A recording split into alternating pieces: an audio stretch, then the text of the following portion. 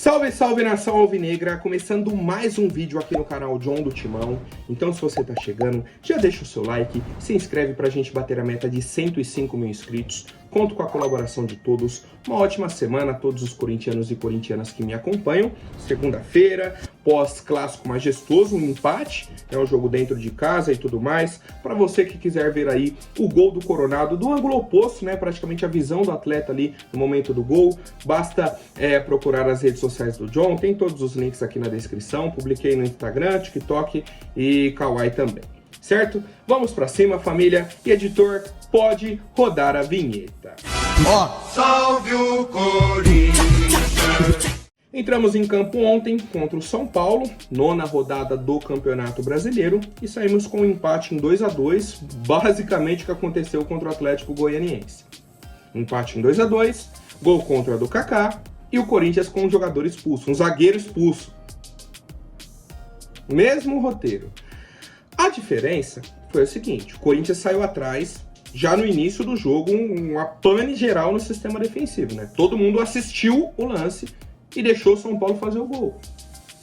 Lucas vem, dá o passe, Caleri domina, vira, devolve no Lucas, o Lucas passa, no meio de todo mundo, passa pelo Ranieri, Moscardo, Kaká, Mateuzinho. Caetano não conseguiu impedir com que o Caleri girasse, né, para dar o passe. Sai o gol do São Paulo, com 2, 3 minutos. Começou o jogo, o São Paulo abriu o placar. Corinthians foi, tentou criar uma chance, tentou criar outra, foi pra cima, tentando organizar o time e chegou ao empate com o gol do Coronado. Primeiro ataque do Corinthians ali pelo lado esquerdo, passe do Hugo, Coronado gira, faz um golaço. 1-1. Pô, momento do Corinthians então se colocar como o dominante da partida, ir pra cima, comandar as ações do jogo. Não. O Corinthians volta a errar em coisa básica, volta a ter uma pane no sistema defensivo, dessa vez com participação ainda do Wesley, né? O Wesley estava mal na partida, muito mal, pesado, parecia que ele não aguentava correr, principal característica do Wesley, velocidade, e ontem parecia que ele não estava conseguindo correr, cara. O Igor Vinícius estava morrendo de medo do Wesley, morrendo de medo. Só que o Igor Vinícius foi ganhando confiança. Dominava, dava no Alisson e passava. O Alisson devolvia. O Wesley não acompanhava. Aí fez uma, fez duas, fez três, fez quatro. Na quinta, ele criou o lance do gol. Ele deu o passe no Lucas, foi. O Wesley ficou parado, não marcou. O Lucas deu o passe na linha de fundo. O Igor Vinícius foi sozinho, fez o cruzamento. E o Kaká fez o gol contra. 2-1 pro São Paulo. No momento que o Corinthians estava melhor no jogo. São Paulo no primeiro ataque, 2-1. O Corinthians volta, retoma, tenta pressionar, começa a atacar e chega ao empate. Né? Num grande lance do Yuri, foi um bate-rebate na área, bola sobrou para o Luciano, bola dominada, saindo, jogando. O Yuri vem, atropela o Luciano, rouba a bola, sobra no Mosquito para ele chutar de esquerda, outro golaço da equipe do Corinthians. 2-2. E o Corinthians até teve outras chances, né? Acho que com o Ranieri em outro escanteio, e aí já foi para finalizar o primeiro tempo. Volta para a segunda etapa, entrada do Bidon no lugar do Moscardo. O Bidon entrou muito bem no jogo. O Corinthians estava bem. Inclusive, o sentimento do torcedor era o seguinte, pô, dá para criar uma chance para virar o jogo. Dá para vencer essa partida. Vamos lá. Tivemos outra mudança, a entrada do Pedro Raul no lugar do Mosquito. Joga o Yuri aberto pela direita e deixa o Pedro Raul lá para bola aérea e tudo mais. E aí a gente já faz uma análise sobre o banco do Corinthians. Ele preferiu jogar o Yuri aberto pela direita, porque ele não tinha outro ponta no banco. Na verdade tinha, mas não tem qualidade, que é o Giovani. E aí o Caetano é expulso com 2 amarelos, né, 2 faltas seguidas em cima do Caleri. Expulso. Muda todo o cenário. Muda todo o cenário. Mudanças para colocar o João Pedro no jogo, o outro zagueiro que a gente tinha. Inclusive ele entrou bem, tá? Entrou bem aí na partida. E tivemos no finalzinho a entrada do Matheus Araújo e do Giovani, mas aí só porque os jogadores estavam cansados já, né? O Coronado e o Yuri correram bastante e tal, só isso. E no fim, quem teve a principal oportunidade do jogo para matar a partida foi o São Paulo. Outra jogada do lado esquerdo em cima do Hugo e do Wesley. Os dois não acompanham, o jogador foi na linha de fundo, fez o cruzamento. Eu acho que é o Michel Araújo, que estava sozinho dentro da área, finaliza, pega no Mateuzinho, ele finaliza de novo. A bola vai entrando no gol, o Carlos Miguel aparece, dá um tapa na bola e mantém aí o ponto do Corinthians. Ponto muito importante, se a gente analisar o contexto do jogo.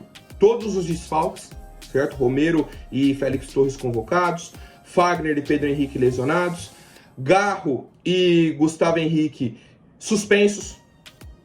Já falei 6 desfalques. Se a gente pensar que o Corinthians fez um gol contra novamente, teve o Caetano expulso, o resultado não foi ruim. O empate valeu a pena. Agora, se a gente olhar o contexto do Campeonato Brasileiro, foi um resultado ruim. Foi um resultado ruim, porque o Corinthians é o primeiro time fora da zona do rebaixamento. Próxima rodada pega o Inter, já numa sequência difícil também. Só que 2 clubes que estão dentro da zona do rebaixamento, a 1 ponto do Corinthians, tem apenas 7 jogos, 2 jogos a menos. Ou seja, qualquer vitória de um desses clubes, o Corinthians entra na zona do rebaixamento. A gente não está...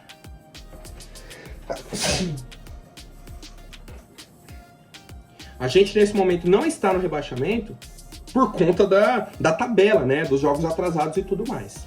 Bom, na coletiva de imprensa do senhor Antônio Oliveira, ele valorizou bastante esse empate, o desempenho da equipe, citou aí um número interessante, dos 24 jogadores relacionados, tivemos 14 que são da base do Corinthians, né, que vieram da base, jogadores jovens e tudo mais.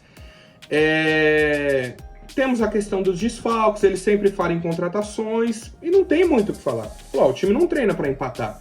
Só que dentro do contexto do jogo, a gente tem que valorizar esse empate, porque foi um jogo difícil, novamente uma expulsão, novamente um gol contra e tudo mais. Tá? Então, sobre a coletiva do Antônio, não temos muitos pontos a destacar. Falou o básico ali do que foi a partida de ontem. Tá?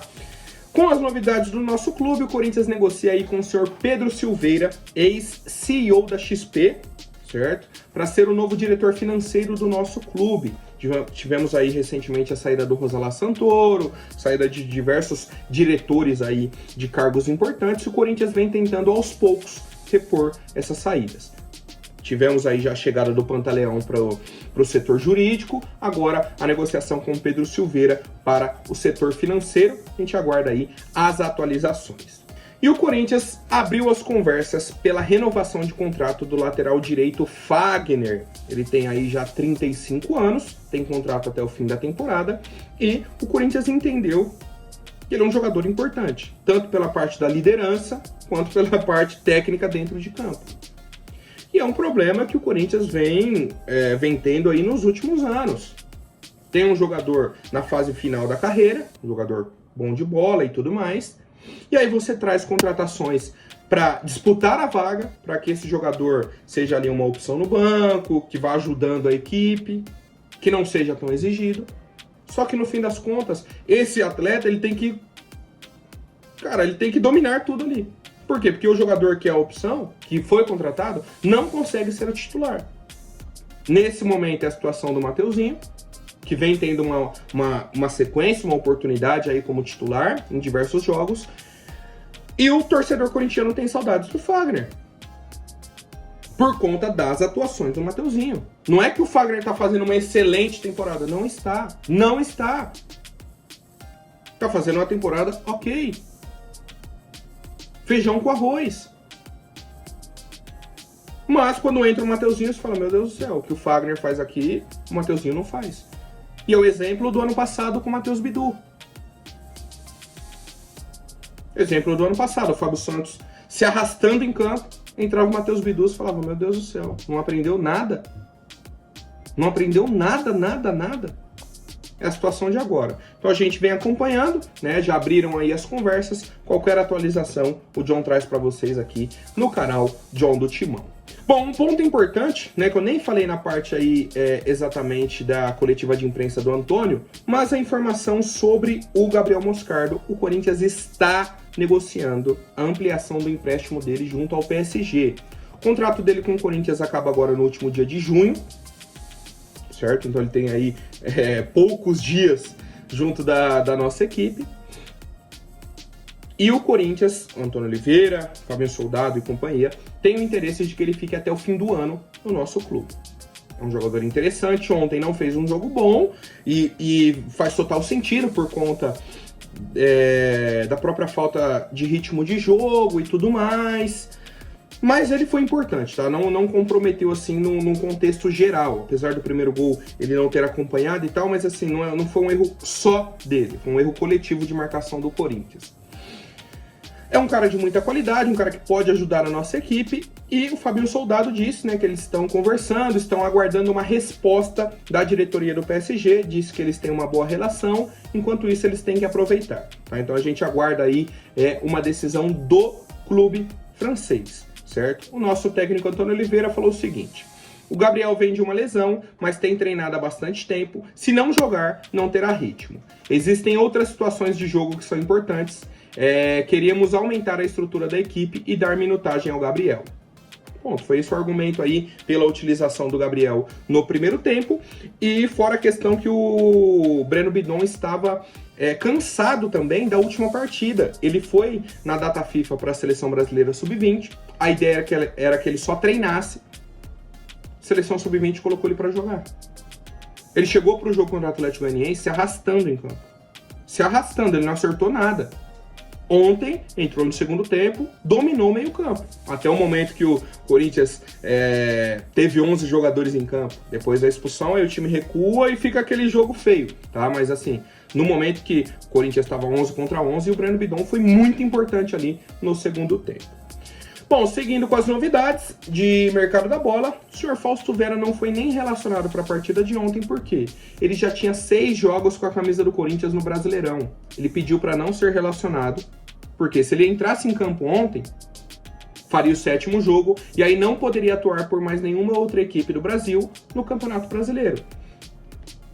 E aí não faria sentido o Galo contratar o atleta. O Atlético Mineiro recebeu o ok dele, né, para a negociação. O técnico aí, o senhor Gabriel Milito, que foi técnico do Fausto Vera lá no Argentino Júnior. Eles conversaram, tiveram aí esse acordo. Fausto Vera falou pro Galo, ó, pode seguir com a negociação com o Corinthians que eu vou. Eu vou para BH, quero jogar. E o Galo formalizou uma proposta para a equipe do Corinthians. Certo? Segundo a apuração aí do Globo Esporte, é uma proposta de 4 milhões de dólares por 80% dos direitos econômicos do atleta. Sobre a questão da dívida com o Argentino Júnior, isso e aquilo, não temos atualizações, se esse valor já incluiria o pagamento da dívida que o Corinthians ainda tem, se seria um valor que viria para o Corinthians e o Galo assume a dívida, não temos ainda essa confirmação. Assim que tiver, o John traz para vocês, mas assim, Fausto Vera já praticamente fora do Corinthians. Seja para o Atlético Mineiro ou para o Boca Juniors, são os dois clubes aí mais interessados na contratação do atleta.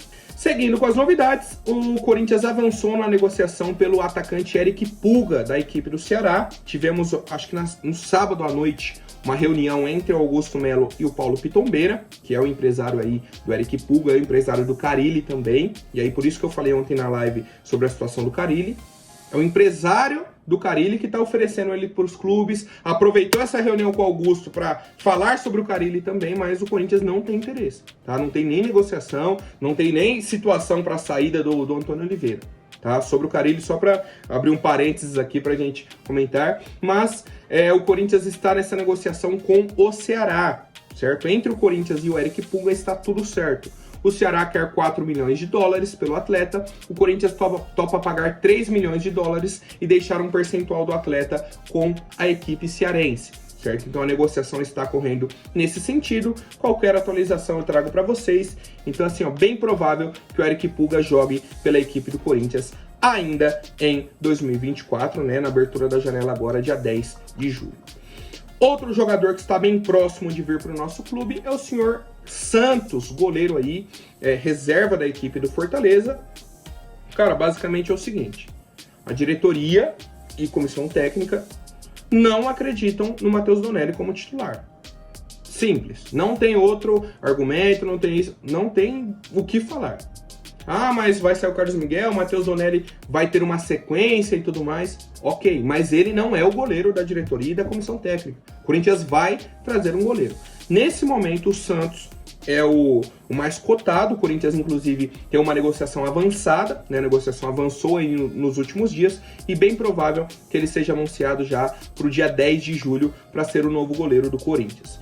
A situação do Carlos Miguel segue uma incógnita. O Fabinho Soldado disse ontem que essa semana vai ser decisiva de negociações, disse daquilo. O Nottingham Forest está negociando com outro goleiro também. Então, existe ainda uma pequena possibilidade de que o Carlos Miguel possa ficar no Corinthians. Pequena.